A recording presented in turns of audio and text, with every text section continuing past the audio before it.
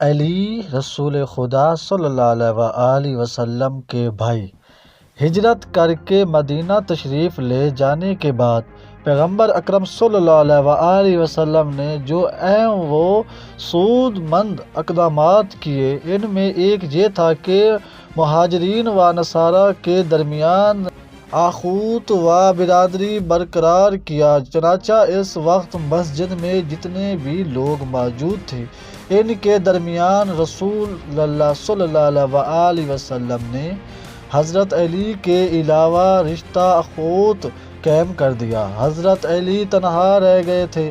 آپ نے پیغمبر خدا صلی اللہ علیہ وآلہ وسلم کی خدمت میں عرض کیا، یا رسول اللہ، آپ نے میرے علاوہ ہر ایک کو رشتہ برادری میں منسلک کر دیا۔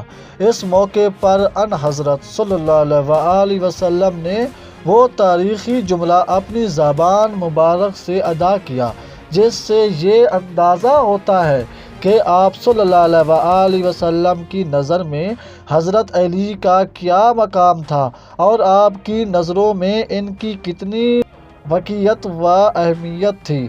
آپ صلی اللہ علیہ وآلہ وسلم نے فرمایا، قسم ہے اس خدا کی جس نے مجھے حق کے ساتھ مبعوث کیا، میں نے تمہارے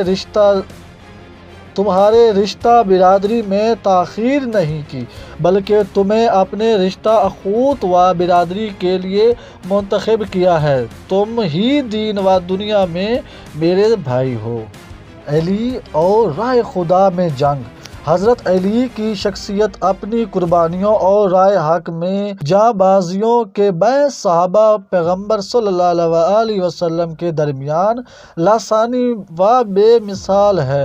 غزوہ تبوک کے علاوہ آپ نے تمام غزوات میں شرکت کی اور غزوہ تبوک میں پیغمبر صلی اللہ علیہ وآلہ وسلم کی ہدایات کے مطابق آپ مدینہ میں مقیم رہے۔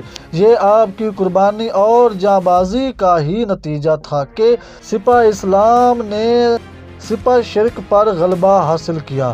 اگر اسلام کے اس جبالے کی جاں بازیاں نہ ہوتی تو ممکن تھا کہ وہ مشرک و کافر جو مختلف جنگوں میں اسلام کے خلاف برسر پیکار رہے، چراغ رسالت کو آسانی سے خاموش اور پرچم حق کو سرغنو کر دیتے۔